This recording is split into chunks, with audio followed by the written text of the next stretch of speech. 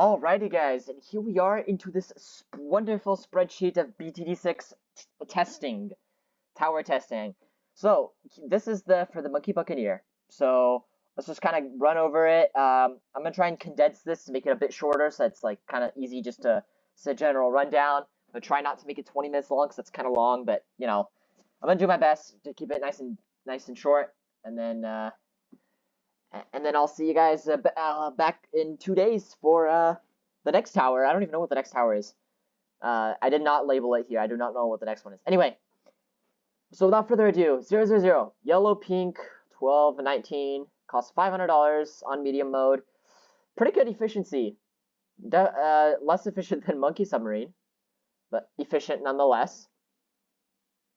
We've got, then 100 gets a little bit better, a little bit more rounds, not too shabby. Then again, a bit more. Very nice, very nice. So double shot did really help out. But it does cost more, so it's still less efficient. Actually, across the board, it's less efficient the further you go. Third tier, blast the second one out of the water, but also very expensive, so it's still more efficient. But, I mean, less efficient. Higher cost per round, but, you know, still manageable. Compared to the third tier here, where, oh, this one's still more efficient. But it's also way cheaper. Ah, I see. T4, awesome. Okay, just awesome. That's nice. However, it's already almost $12,000, so its efficiency is not very great. And then T5's 95, mister. 95 for $20,000 tower. So this is about 290 something, which is way more efficient than this. Way more efficient. It's more efficient than any Buccaneer. I mean, any submarine. So you want something that's good, get the top path, Monkey Buccaneer. The middle path then is also pretty efficient, honestly. Hooking in all the way to bad balloon, like all the way to zone G, so not bad balloons. He loses to the bad balloons. And for the fourth tier, all the way to BFBs, he can harpoon and then dies to zone Gs. So compared to from 000 to the 010, massive increase. The efficiency is actually almost very similar. And so grape shot, awesome. Hot shot, super good. Damage over time, clearly worth it for $500. As you can see, the increase here from black to rainbow, black to zebra, and around 19 to 20, plus 8 rounds to 7 rounds. The efficiency is literally almost the same. And then it just gets worse and worse. So cannon ship still really good, but you added quite a pretty price tag on there, so it makes it not quite as efficient, but still quite efficient for third tier, especially. More efficient than third tier here, more efficient than third tier here, more efficient than third tier, more efficient than any third tier, pretty much. Even the top half Buccaneer, this one's more efficient. So really nice. Fourth tier, massive improvements. Definitely way better, but with a hefty price tag of $4,500. Brings his efficiency all the way up to 114-ish dollar. I'm gonna say an average of $120 per round, which makes it not great for fourth tier towers, honestly. This one's more efficient. This one is actually a little bit less efficient. Well, it's roughly the same. And then we get to the fifth tiers, 82, 91. It's roughly the same price as the top path, but doesn't get as far. So, of course, its efficiency is going to be a bit higher. That being said, it's still more efficient than the most efficient submarine, Monkey Submarine. So, it's still worth it if you don't want to get the top path. You want to be able to harpoon stuff and help your other towers out. Go for it. It's just that soloing, he's not super great. Now, bottom path. It's a money making, so his efficiency is going to be bad. Because this test does not take into account the money making opportunities of a tower, and that's something you're going to have to factor in yourself, because this test assumes that money making is banana farms, and you know, you don't go bottom path Monkey Buccaneer for popping power, you do it for money. So it kind of doesn't. It's like the mob eliminator. You don't use mob eliminator against balloons. This is the same thing. So of course his efficiency, not great. There's definitely a lot worse, but 800 is not great for sure. It's actually even better than the top hat sniper monkey. Anyway, so yeah, it's honest overall a pretty efficient tower. You got some water, yeah, do that. If you want to go top path,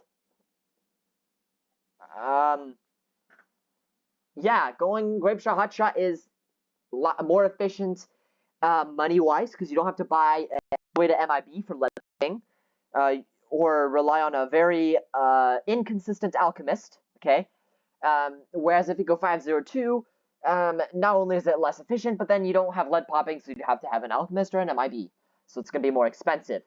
So clearly you want to go for something that pops a lot of balloons. Go 520. All right, that's the better cross path, bruh. The sirens, they non-stop today. Anyway, next for the middle path. Middle path, okay, so both paths do very well, but overall it's the 052, the one that gives camo detection, that pulls out on top, again, for resort, okay? Just because of its very slightly lower price tag, okay? And the fact that it inherently pops camo balloons as well as lead, but any one of those three pop lead. But he can also pop camo, so you do not need to add a village. You do not need to have Etienne in your game, or other, yeah, I think those are the only ones that grant camo detection to other towers. So you don't need any of that. You can just get that upgrade, and you are all set. So for a solo tower, that might not be so bad. Or if you're doing a 2-tower chimps, maybe you can focus on another tower that doesn't actually need to pop that much camo. I say not that much, because he cannot solo all the camo in the game. Now, bottom path. If you want to go for popping power, it looks like your best bet will be to go for 205, which is very, very slightly more efficient, than to go for an 025. That's the exact opposite of the top path. Top path, you want to go for Grape Shot Hot Shot. This one, you want to go for the middle path, the middle cross path, not the top. Very interesting. Again, it doesn't add a whole lot, but it does give that extra little bit that you might need. Now, overall, let's see, it's 290, 310, 800, so it's about 300s and 800. Let's compare that to other towers. Overall, a little bit more efficient than the Monkey Sub, a little way less efficient than Sniper. Yeah, more efficient than Dart Monkey, more efficient than Boomerang, more efficient than Bomb Shooter. Ooh, actually Tack Shooter was quite good, so I'm gonna say as efficient. Definitely more efficient than Ice Monkey, more efficient than the Glue Gunner. Hell, this Monkey Buccaneer so far is one of the most efficient towers overall in this game. Awesome. That is awesome. Alright. So, this pretty much concludes the Buccaneer testing. I'm gonna leave this up, while I blabber through, I'm just gonna leave this up a little bit longer. You guys can soak in the information. There we go, like that. You guys can look for yourself exactly which rounds for which tiers for which, and all the little nitty-gritty details. But overall, pretty solid Buccaneer. Big thumbs up. You are on the top so far. I'm proud of it. And yeah, next video we'll be covering the next tower. So stay tuned to see what tower that is. And we're gonna be testing out its top path. And yeah, I'm pretty excited. I hope you're excited too. If you haven't already, please subscribe, hit that like button, leave a comment, do something, that supports the channel if you like it, because supporting the channel is the only way that you'll see more content like this. And besides that, man, I wish you a really good day.